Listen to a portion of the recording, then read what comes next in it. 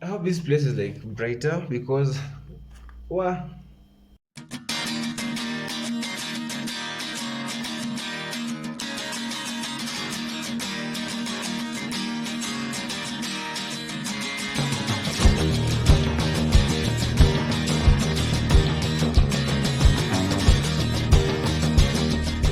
Hey guys, welcome back to my YouTube channel. My name is Malcolm Evelia. If you are new here, don't forget to subscribe to my YouTube channel. You guys, I post college related content and I basically give a guide through the whole application process to US universities if you are an international student. So don't forget to subscribe, leave a like if you like the video, and comment whatever you like to see elsewhere in this YouTube channel of mine. And as usual, my Instagram is somewhere on the screen.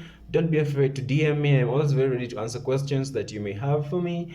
Or if I don't, I will refer you to where you need to go and get the answers. Thank you. Let's do this. Number one is high school transcripts.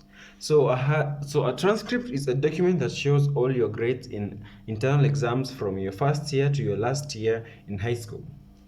Yeah, your high school transcript should be on the official letterhead, which is like your school badge or something that they put on top of documents. So to get your transcript, you have to go back to your high school in order to get them, and it should also be signed and stamped by the school principal or your dean of studies or your academic whatever director or something. So that's why you have to go back to your school and ask for your school transcript, which they'll have for you.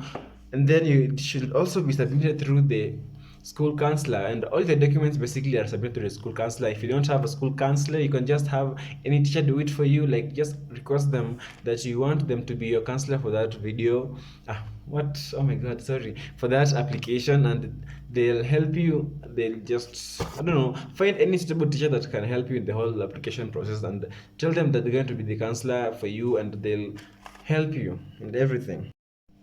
Now, the KCSE result slip is normally released like a few months after you're done with KCSE, after it's been released. So you just go back to your school, and I'm sure they'll have gotten it already from the Ministry of Education or whatever, wherever they get them, and then it'll be given to you. And if you've not done KCSE yet, you have to communicate to the schools, telling them that you have not yet started for the national examination, and I'm sure they're going to like lower your situation. Like, personally, I had not done my KCSE yet when I was applying, and I had to email every school that I was applying to and tell them that I have not done my KCSE, and they skiza. And if you have done your KCSE and then you fail to submit your KCSE result slip, trust me, it will be cancelled because it counts as illegal omission or something. So you'll be automatically rejected for an incomplete application, and it should also be on submitted by the school counselor, and it should be like a scanned copy of the original,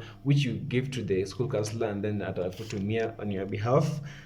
And then the living certificate, which is highly optional. I don't know anyone who sends this stuff, honestly. Like, if you think it has something that makes your application stand out, and if you think it will boost your application, you can definitely submit it through your school counselor. But if you think it's just the normal regular thing that says he was a good leader and he was compliant with the rules and whatever, don't submit it, because it's I don't want to say don't, like, you don't have to submit. Don't have pressure because of it, because it's just a regular piece of paper that can be fabricated by basically anyone. That's why they don't trust it so much, I guess.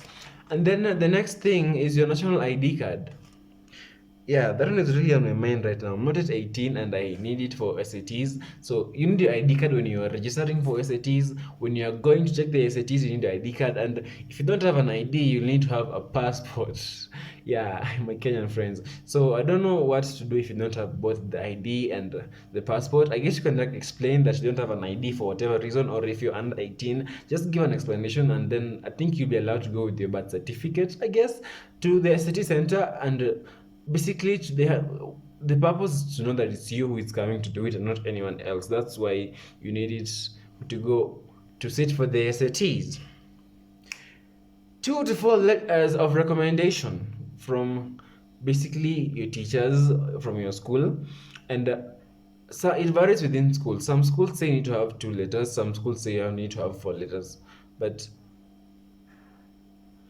okay, there's someone staring at the window. Anyway, to be safe, you need to have like 3 letters of recommendation, like one from your school counselor, one from a STEM teacher, science in biology, chemistry, math, whatever, and then another from a humanities teacher or an English teacher or a language teacher, which I highly recommend English because I don't know, it has more involvement in other co-curriculars than your Kiswahili teacher.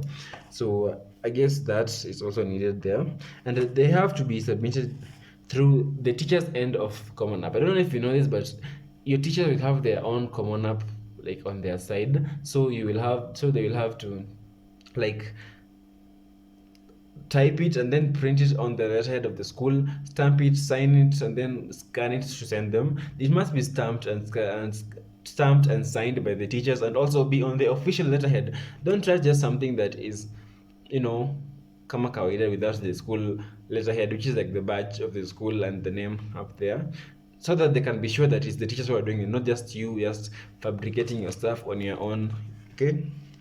And then financial documents to help in financial aid, which is your tax returns for the previous year. Mostly in most universities, they need your tax returns from your last year from your parents. And if your parents don't have a status of income or they don't pay taxes for whatever reason, you can submit your bank statements from whichever bank is your primary bank as a family or as your parent. And if they also don't have a bank statement, you allow any form of electronic money transfer. Like in my country, Kenya, you allow M-Pesa, and you can just submit your M-Pesa statements from the last 12 months as a form of financial proof. And the elements when calculating your financial aid, like to know basically how much money you will need for financial aid in the package if you have applied for it. Yeah, if you don't have M-Pesa either, I have no idea what you're going to do, because I've never met anyone who doesn't use M-Pesa. It's fucking M-Pesa. I mean, okay, number next, because I've forgotten where I wrote it, is your passport. You need a passport, not necessarily when you're applying because you're not going yet. So basically, your passport must be valid 6 months from the date of reporting. Like basically, if you're going to the US universities next year September, you need the passport needs to be valid 6 months from next year September. And also, if yours is expired, you'll have to renew your passport to be able to go study and something. So but don't have pressure about the passport. You can always apply it next year after you've gotten your acceptance letter or something. And that was it for you guys. I've tried so much to be fast because I'm going out with my friends. So thank you so much for coming to watch this video. Subscribe. Love you guys so much. Goodbye.